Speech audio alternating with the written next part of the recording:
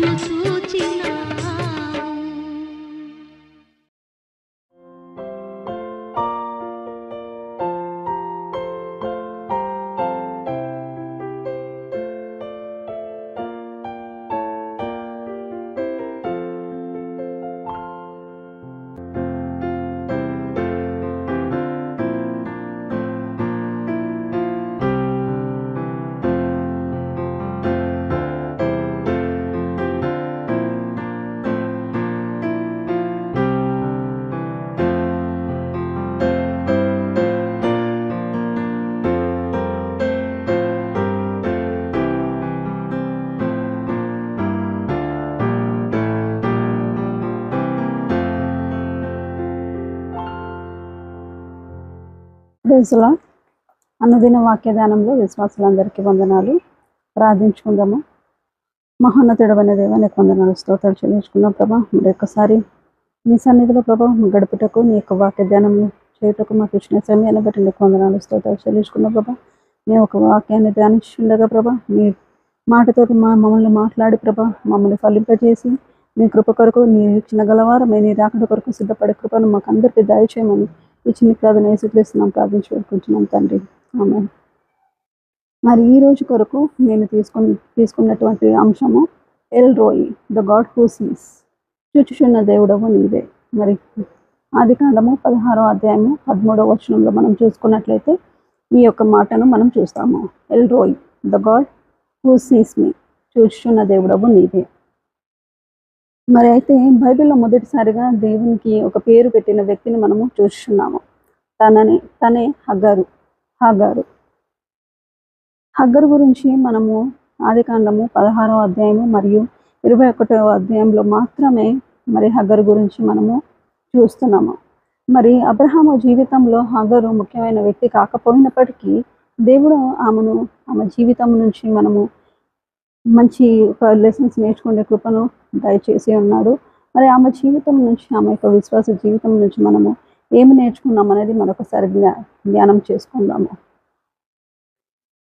అయితే హగ్గర్ను మనం చూసుకున్నట్లయితే మొదటి మాటగా the God who sees me, Genesis 16:13, ఆదికాండము 16వ అధ్యాయము 13వ వచనంలో నన్ను చూచుచున్న దేవుడవు నీవే.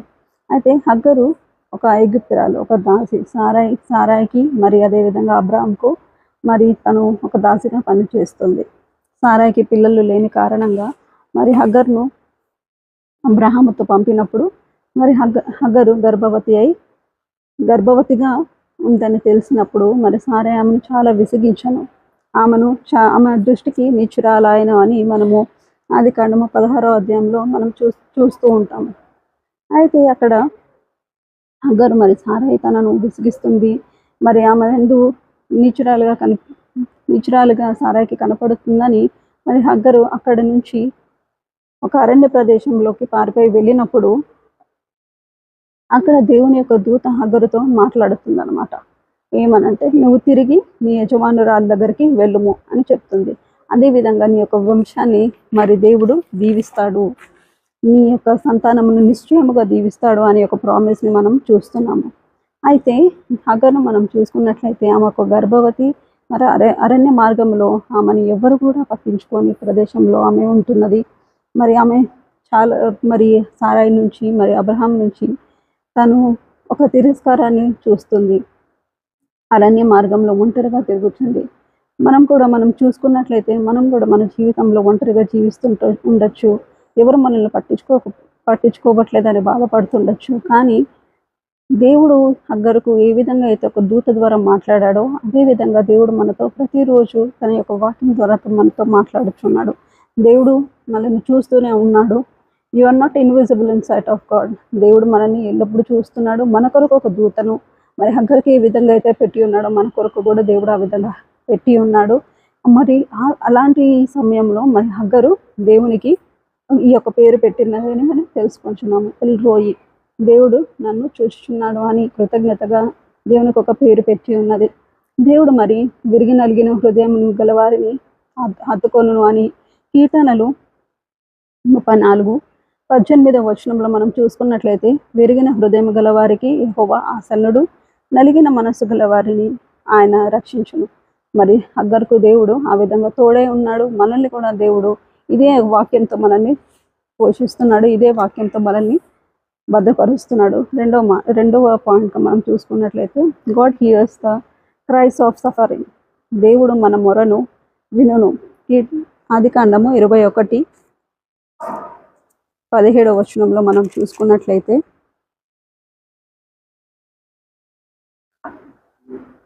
దేవుడు ఆ చిన్నవాని మొరను వినను. హగ్గరు మరి తిరిగి సారాయి దగ్గరికి, అబ్రాహాం దగ్గరికి వెళ్ళినప్పుడు హగ్గరు ఇస్మాయిలును కన్నాను. ఇస్మాయిలును కన్న తర్వాత సారా కూడా ఇస్సాకును కన్నెను. అయితే వాళ్ళ పిల్లలు పెరుగుతున్నప్పుడు సారా ఏమంటుందంటే ఇష్మాయిలు మరి అదేవిధంగా ఇస్సాకు ఇద్దరు కూడా వారసులై ఉండకూడదని అబ్రహాముతో చెప్పినప్పుడు అబ్రహాము షారాను హగ్గరును మరి అదేవిధంగా ఇస్మాయిలును తీసుకెళ్ళి అడవిలో వదిలేస్తాడనమాట. అంటే పొద్దున్నే వాళ్ళు అదంతా కూడా మనము 21వ అధ్యాయంలో మనం చూస్తాము. అయితే వాళ్ళు అరణ్య మార్గంలో ఇటు అటు తిరుగుచున్నప్పుడు వాళ్ళకి ఏదైతే తమ యొక్క బాటిల్లో నీళ్ళు అయిపోయినప్పుడు వాళ్ళు తిరుగుతూ ఉంటారు దాహంతో. మరి ఇష్మాయిలీలు అయితే చావుకి దగ్గరగా ఉన్నాడని కూడా మనము 15వ వచనంలో మనం చూస్తాం. ఆ పిల్లవాడు చావు నేను చూడలేనని అనుకొని వింటివేత దూరము వెళ్ళి అతని ఎదురుగా కూర్చున్నాను. అంటే దాహం ద్వారా ఇష్మాయిలీలు మరి చావు వరకు వెళ్ళుచున్నాడని హగ్గరు అది చూడలేక తను ఎదురుగా కూర్చొని ఎలుగెత్తి ఏడ్చెను అని మనము అక్కడ ఉంచున్నాం. కానీ దేవుడు అక్కడ కూడా దూత ద్వారా మరి దేవుడు హగ్గరుతో మాట్లాడిన విధంగా మనం చూస్తున్నాము. దేవుడు మన యొక్క మొరని వింటాడు, భయపడకుము అని కూడా చూస్తున్నాము. భయపడకుము 17వ వచనంలో మనం చూసుకున్నట్లయితే చిన్నవాడున్న చోట దేవుడు వాని స్వరము విని ఉన్నాడు. నీవు లేచి అని అక్కడ చూసుకున్నట్లయితే ఆ చిన్నవాని మొరను వినను.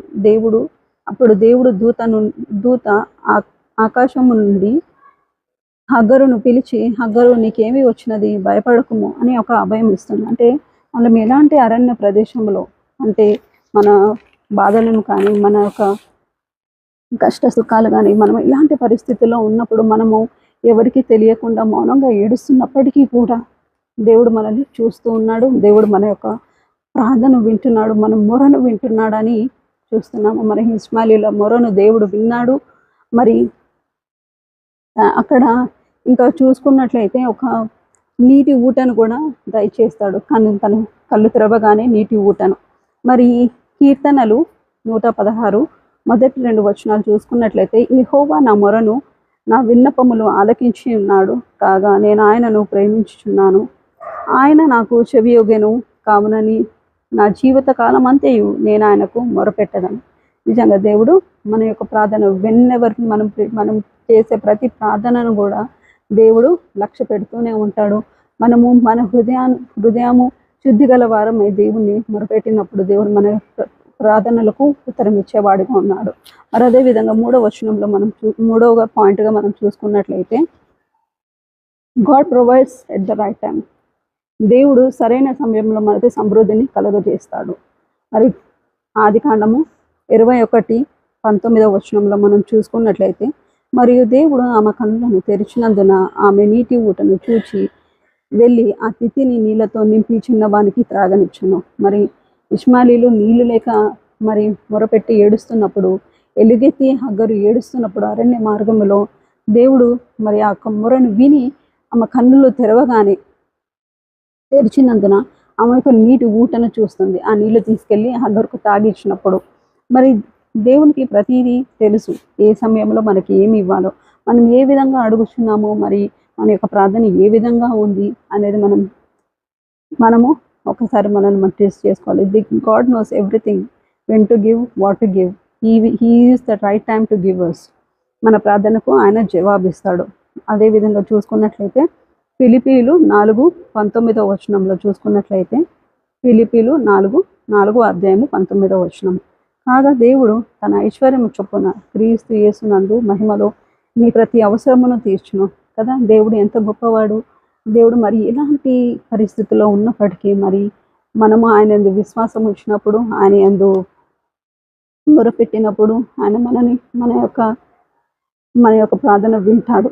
ఈ విధంగా దేవుడు తన ఐశ్వర్యం చొప్పున మన మహిమల ప్రతి అవసరతను దేవుడు మనకు తీరుస్తాడని మనం విశ్వసిద్దాము. హగ్గరు చూసినట్లయితే హగ్గరు నుంచి మనం నేర్చుకున్న పాఠాలు ఏమనగా, తను ఒంటరిగా ఉంది, తిరస్కరింపబడిన స్త్రీ. మరి గర్భవతిగా ఉన్నప్పుడు ఆమెను ఎవరు కూడా పట్టించుకోలేదు. 2 సార్లు తన అరణ్య ప్రదేశంలో వెళ్ళినప్పటికీ కూడా అందరూ తనను వదిలేసినప్పటికీ కూడా దేవుడు ఆమె పట్ల ఒక ప్రణాళిక కలిగి ఉన్నాడు. మరి తన యొక్క సంతానాన్ని మెండుగా దీవించి ఉన్నాడు. నిశ్చయముగా దీవిస్తానని ప్రామిస్ చేస్తున్నాడు. దేవుడు మన యొక్క ప్రార్థన వింటాడు. మనల్ని చూస్తాడు. మనకి ఏ సమయంలో ఏది కావాలో సమస్తంలో సమృద్ధిగా దయచేస్తాడు.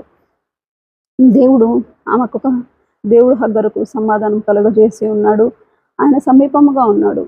కాబట్టి మనం కూడా సిద్ధపడి మరి దేవుడు ఎంత సమీపముగా మనకు ఉన్నాడో ఆయన యొక్క రాకడకు మనం సిద్ధపడి మరి దేవుని యందు దినదినం ఎదుగుతూ మరి ఒకరినొకరు ప్రేమించుకొనొచ్చు మన యందు విశ్వాసం కలిగి మరి దేవుని రాకడ కొరకు సిద్ధపడే కృపను మనందరికీ దయచేయమని ప్రార్థన చేస్తున్నాము. ఈ చిన్న ప్రార్థన దేవుడు దీవించును గాక. చిన్న వాక్యము మన వినికిడిలో ఫలింపజేయును గాక. ఆమేన్.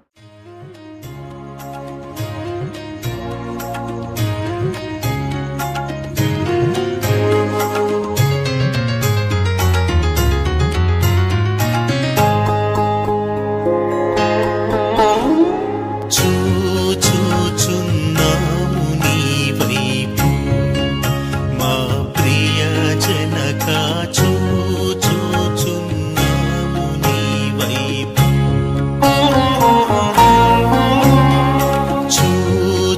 చూచుచున్నాము నీ వైపు మా ప్రియ జనక, చూచుచున్నాము నీ వైపు.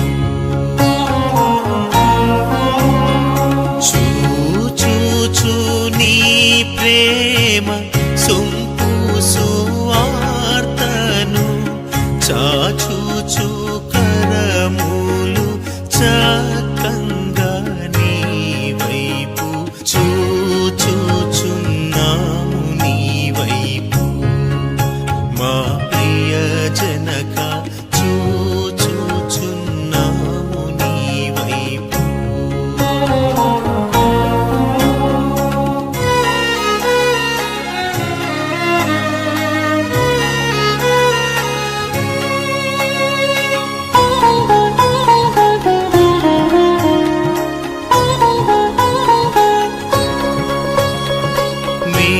మేమరులమై ఉంటిమి, మార్గము వీడి మేమందరము పోతిమి.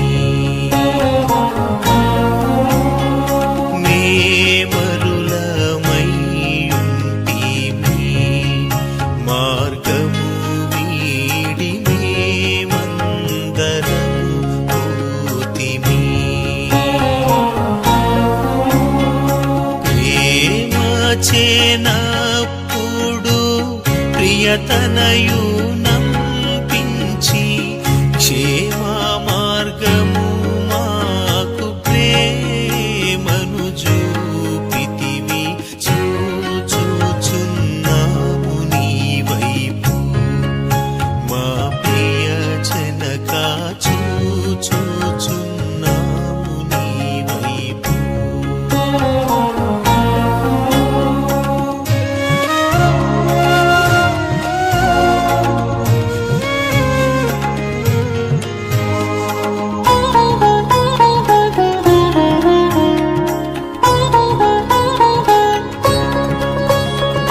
నిన్ను నమ్ము పాపులకు వారెవరైన నీ శరణు జొచ్చువారలకు, నిన్ను నమ్ము పాపులకు వారెవరైన నీ శరణు జొచ్చువారలకు. ఏనుండవు కేడెంబు నీ జగతిలో నగుచున్ కనపరచుచుందువు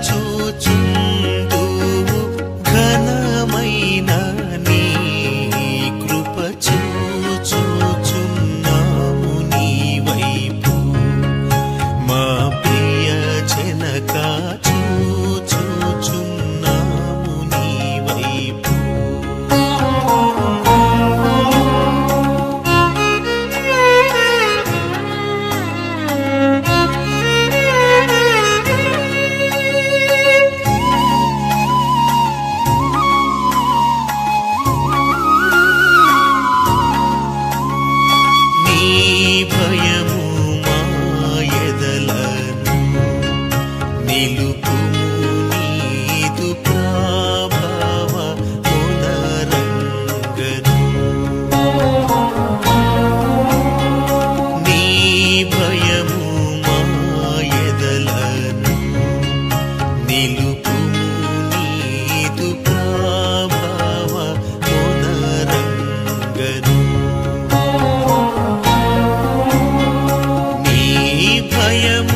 చేమేము వైభవముందుచు ఏ భయము లేకుండా ఈ భువిని కొన్నాళ్ళు చూచుచున్నాము నీ వైపు మా ప్రియ జనక చూచుచున్నాము నీ వైపు.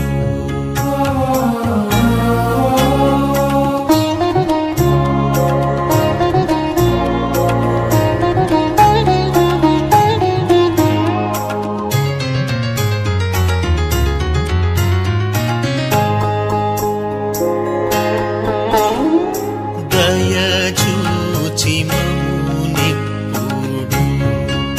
మంచివి అన్నీ దయచేయుమిల్లప్పుడు.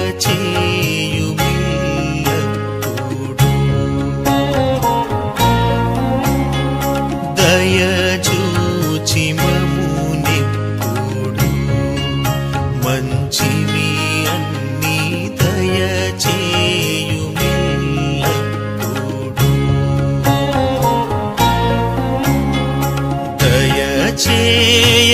దయచేయరానివి దయచేయుమని కోరన్ దయచూపి మన్నించు దయగల మా తండ్రి చూచుచున్నాము నీ వైపు మా ప్రియ జనక చూచుచున్నాము నీ వైపు.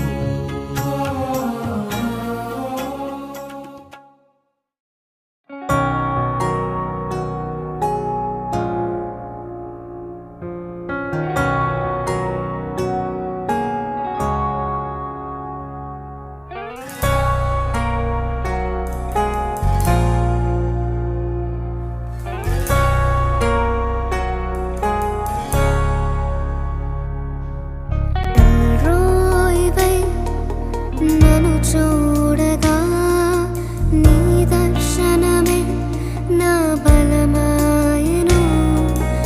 ఎల్రోయివై నీవు నన్ను చేరగా నీ స్వరమే నాకు ధైర్యమిచ్చెను.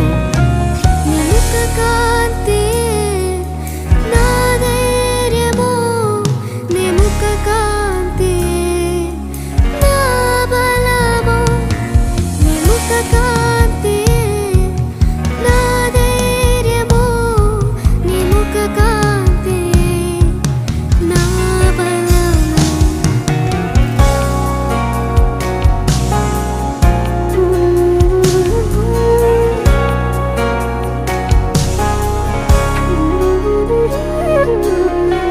మరణమే నన్నావరించగా నీ వాక్యమే నాతో నిలిచెను.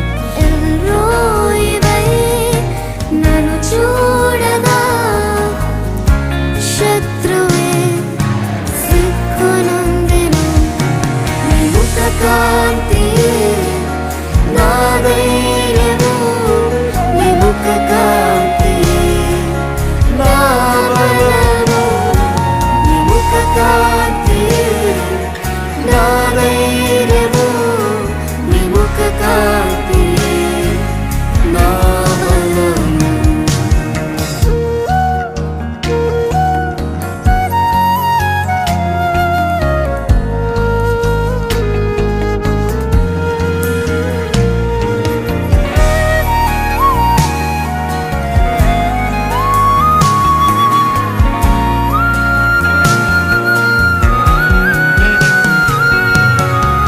విశ్వాసమే శోధించబడగా నీ కృపయే నాతో నిలిచెను.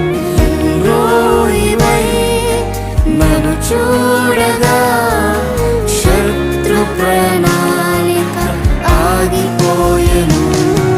నిముఖ కాంతియే నా ధైర్యము, నిముఖ కాంతియే నా బలము.